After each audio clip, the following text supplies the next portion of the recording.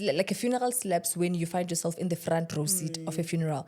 And I think for me personally, in my family, the last three funerals, I was like front row seat, main character. Like it was my mom, it was my dad, and then my grandmother. In that order. The funeral part was where it hit most. So what had happened is she was very old, like reaching my 98, 99. And then she just passed on like a tragic like fire incident. So till today, we don't know what happened. Welcome to the More Conversations podcast. I am your host, Omphile Keisho, and I don't ride alone. I roll with...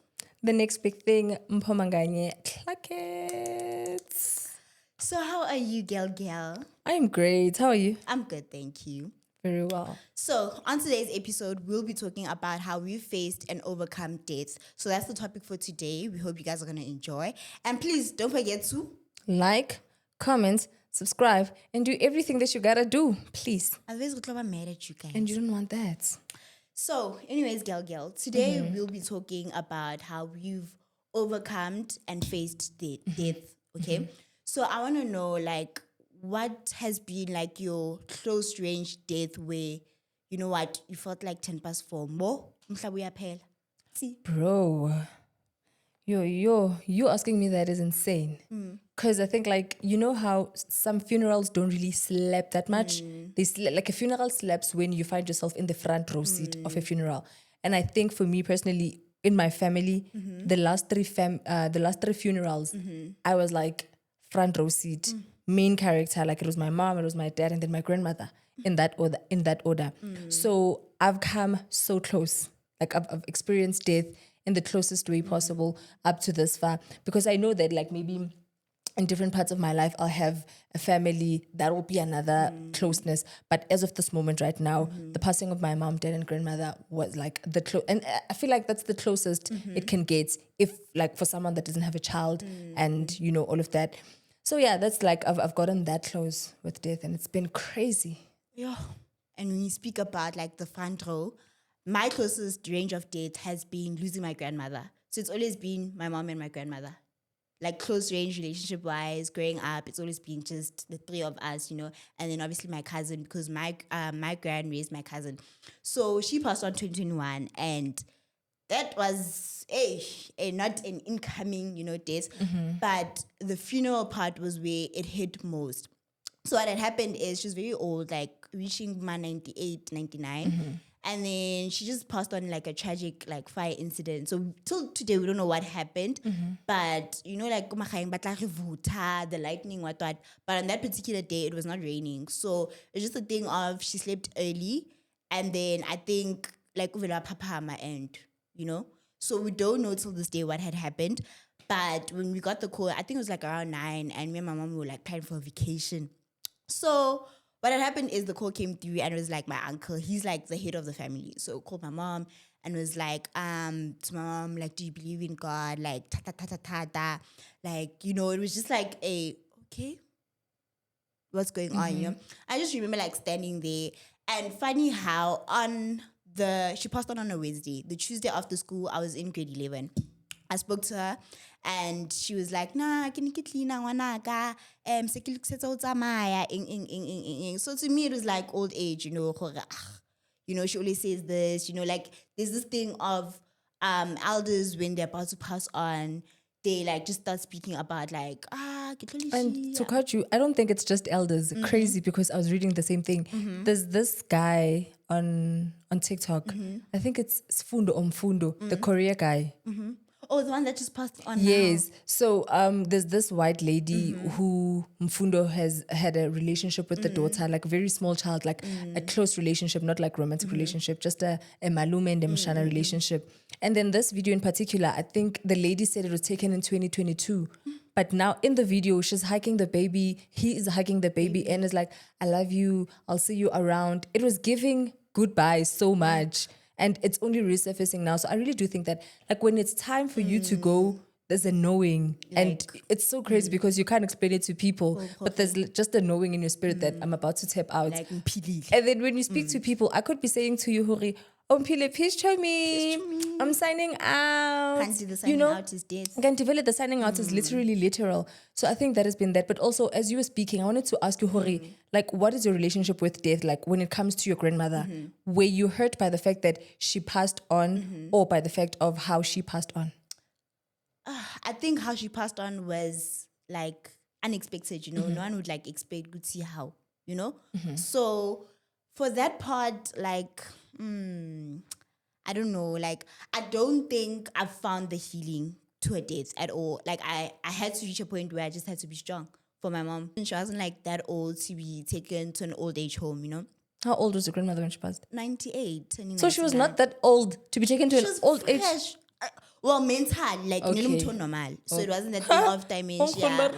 No, man, I'm not trying to offend anyone. So let's go attack her. Go to the comment section and drag me. But anyway, she was not that old. And then now, do you think you would have dealt with her death better had she passed on in a different way? The reason why I'm asking all of this, I'm trying to understand in my mind, right? This, I don't know if it's an analogy that exists only in my mind, Hore. When an elderly person passes on, in my mind and in my heart, I'm just like, very well, lady, go rest. Like, you've lived, you're old, you know. So I'm trying to understand, Hori, had she passed on differently, do you think you would have like dealt with it better or handled it differently, or you're just shocked by the fact that how she passed on? Would I have handled it differently? I wouldn't.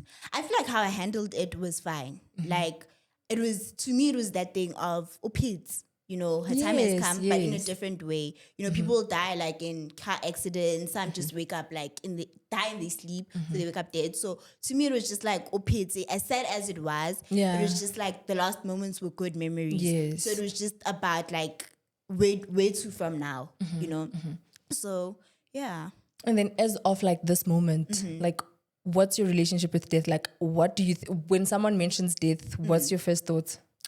I think now, especially also with the people I'm surrounded with, they have normalized like death.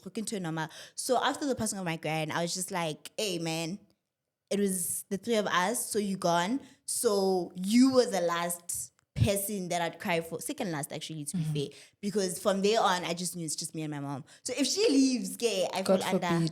God forbid. Emphasis on that. So if she leaves, I'm just like, you know, you get those moments where you like, if this person passes on, it's the end of you. So with me, that's where I am now. If my mom leaves, like... Crazy, because when it came to my dad, like my dad, because my grandmother and I weren't very close, like, and I'm not saying that she didn't love me or anything. I knew that she loved me. I believed that she loved me. And I could see it from the things that she would do for me and, you know, concerning me. I'm just saying that me and her, we were never like that close.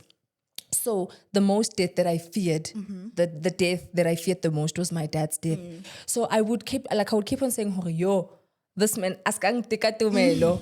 Once this man leaves, it's over for me. And I just feel like in that moment, that was, you know, God saying, I want to see and I want to show you something. And crazy because I lived through like maybe the last year of my death, thinking about my father's death. There was, I don't know if it's so crazy or I am the one that jinxed things or whatever, but like there was always this thing of, hey, if my dad would pass, I just had those imaginations so much so that right, like after my dad passed, I was just like, no death would ever like crumble me the way my dad's passing. And valid, even my grandmother's passing, yes, it was painful because I felt like I just have my dad and my grandmother. And then, yes, my uncles were there, my cousins were there, but like close, it was my dad and my grandmother. And then when they both passed on, I was just like, like I don't have a sibling, no sister, no brother, no grandmother, no mother, no father. Who's to take my side, you know? So it got to a point where I was just like, death is so final, bro. Like you just don't know tomorrow. You can be planning, tomorrow, but the thought of not being able to see someone ever again, someone who held such a huge space in your life, someone who occupied a great part of your heart, and to sit and think, Hori, one day it will be the last day and you won't see that person again.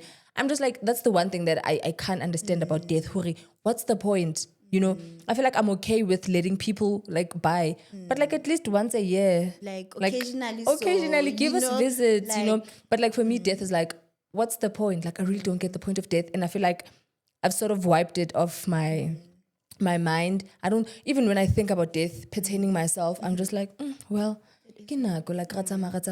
that's how I've become numb towards death. Hence, I was asking you, Hori, right now, what's your relationship with death? So for you, there's still that, position of being like anxious and scared because there's still someone that you don't want to lose until you lose that person and you're just like, everything else and everyone else can go.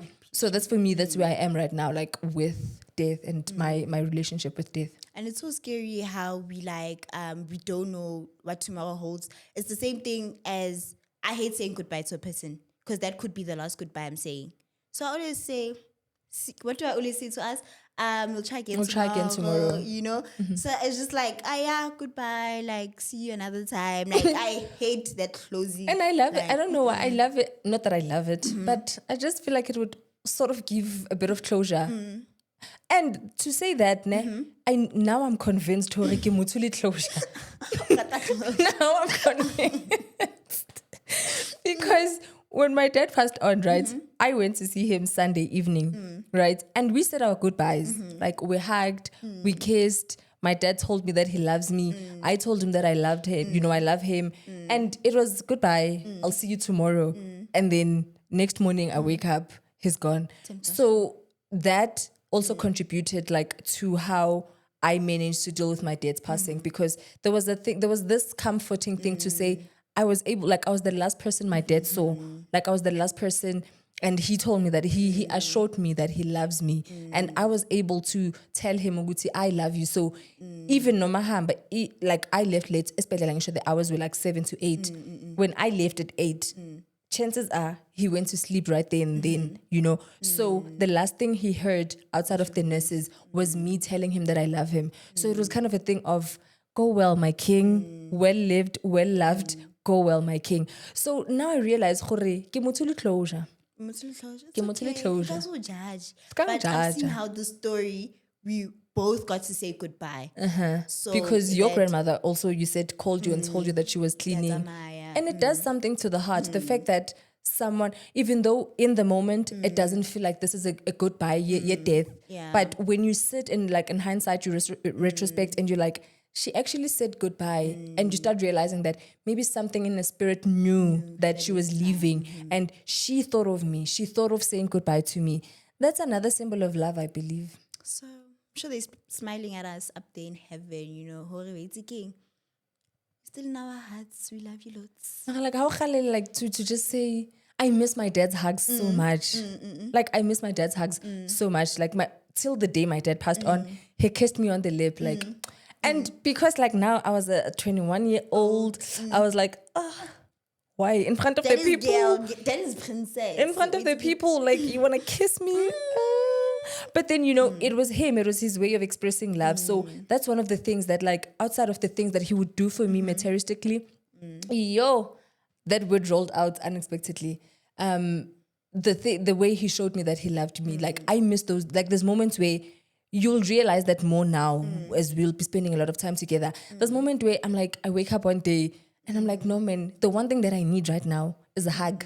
The one thing I need right now is a phone call. Like even today, I still remember my dad's numbers. I have moments where I try to call and then it rings. And then you're like, and then I feel like my heart is gonna come out of my throat. And because obviously like after a number of years, like numbers get diverted to another person or whatever. But I'm like, oh my goodness, it's so crazy how I just sit and be like, okay, I dial his numbers. And I wish my dad had a voicemail. And that's what I was about to say. Just to hear his voice. I miss my dad's voice so much. And I get scared with age, Hori. One thing that scares me with death and like the death of a loved one is that the part of me like that carries their memory may be lost. So part of the things that I pray for is that it's just like, I don't want to let go of my dad's voice. I want to always remember my dad's voice. I want to always remember his hugs. Hence, I always miss it so much. And then when it comes to my mom, Sana, like that lady last hugged me when I was 8. You know what I mean? And his hug was very frail because she was also weak. She was, very close to passing on. So like the tightness, I can't imagine the grip of my father's hug and I can't live in it. I can't feel like it's there. With my mom, it's kind of like, and then I miss, like, I really miss engaging with my mom in that sort of in that sort of intimate way. But it's so saddening that I know Guti, the least of the hug I feel yake, it's gonna get lighter and lighter and weaker with the age, because obviously we're growing. We'll find other people, we'll be hugged more, and then we'll be gripped more, and then her hug will be the least that I remember, that I get to remember, unless I'm very intentional about like remembering it. So for you, I want to understand what are the things that are like a symbol of your grandmother's love that you miss, like on a random day where you're like, oh, there's a certain love that I desire, and you know, Guti, that love could have come from your grandmother. As you've mentioned, it has to be the voice. And when I say voice, it would always be how she'd say, okay, ngwana ka, litsugile. So the ngwana, I even call my mom, ngwana ka. So it's just like I start making jokes. And I think also that's my coping mechanism, where my pain, I hide it in jokes. So it's my way Valid. So I just, yeah, man. So it's like definitely the voice, and like how I feel like within my family, I was her favorite. Like, Omphile. So a point where I started using my nickname more, especially like email wise. Like, my real name is supposed to be Waitumelo. And then my mom just decided no. So like, I just be like, Waitumelo, you know. Look what's starting about what's your name? Waitumelo. Proudly so. It's your go ID, the birth certificate. Waitumelo. So I think also her humor and how she'd like always laugh. Like, she just had that laugh in you just like, okay, I'll go up, but this laugh is the one I need, you know. So even though like sometimes like she wouldn't like understand what you're saying, because like it's people from like old days, but it was just that thing of you my daughter's first child, and that meant a lot. So and then as you're saying you're her daughter's first child, is there a second one? Yeah, she's got like I think 5, but some passed on. No, I'm saying I thought you're saying your grandmother says to you that you are her daughter's first child. So, Hori, your mom has like other children, and you are the firstborn. No. I thought that's what you like said. My First child's child. My first child's child, if that's how you say it. So, Yeah. That's one of the things that I miss, and also how she like always give me money. Shame as much as The I money part, Sana. the money that I want. You never give me, I won't come back. The money part is insane. So just like those thoughtful moments of, you know, as much as since they didn't know money, so she'd think like 5 rand is a lot, and then she just knows the blue note is the one. Okay, she should say 50 rand, pinky siki ngwanak. You know, the other judge knows kia blue. And I just like, and I was still in high school, obviously, primary back then, those moments. So to me, it was like jackpot, you know. So those are like some of the moments that I like genuinely do miss. And you know what's so crazy? Like, as we're speaking about death and stuff like that, we just came from like grocery shopping, right? And I bought jelly tots.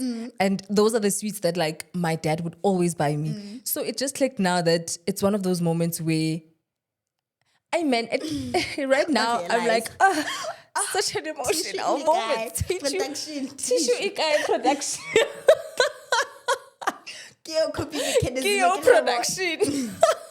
We have the producers and the editors of the show and episode. So please, this guy is mad. Please like, comment, share, and subscribe. Please. Do. Hey. You know, so I realize now that this and funny because in the morning or in the afternoon, I did say to you that, I miss my dad so much. You know, I wouldn't be counting. I'm like, I got this. So it's so funny because when I bought like the jelly tots, he was not in my mind. But now that we're speaking about it, I'm like, could it be like I'm a person who believes in signs, in like divine happenings. I'm a person that like right now I believe that this is just my dad communicating with me. Like, don't worry, you know. Need to see me, but I'm with you. You know. So this actually just warmed my heart right now. Thank you, lady. It's always a pleasure. Thank you. No, man, this was a very like much needed you know, conversation and discussion. I hope you enjoyed like talking about. Obviously, I enjoyed, but you know, you managed to. I managed to realize a moment that I would have easily missed, like a moment sweet. It looks like it's so childish and stupid, but if you understood like my relationship with my dad and like sweets, I would call my dad and be like, tell him there's a nand. And trust me, a packet of jelly tots would be in that plastic. So it's one of the first few things that like he introduced me to. Like I love jelly tots because of him. Like firstly, I love Tropika because of him. Funny because remember at Checkers, I was busy shuffling through tennis biscuits. I love tennis biscuits because of him, you know. So I think this conversation really helped me realize those moments that I could have easily missed. And right now, I'm like, I'm going to sleep with such a joyful heart to say, I said in the afternoon that I missed my dad. And he was just like, I'm here. So, you know, it was just a nice reminder of his presence and like his love for me. So, yeah, I mean, I definitely did, maybe not so much enjoy, but I really do appreciate it. This moment. Yeah. So, this is how we wrap the show. We hope that you guys did enjoy this second, third episode. Please don't forget to like, comment, share, and subscribe because we can't be saying this everywhere and every day, every time, every minute. But see you in the next episode from me and Mpho Manganye. Clock it. Wait. And if you think like there's something that you would like us to talk about, do not be shy. Put it in the comments and then we'll share our, I almost said 2 cents on it, but I have this belief that I can't devalue my opinions to being a 2 cent. So we'll just share our thoughts on that one, right? So yeah, don't forget to like, to comment, and to subscribe. But from us,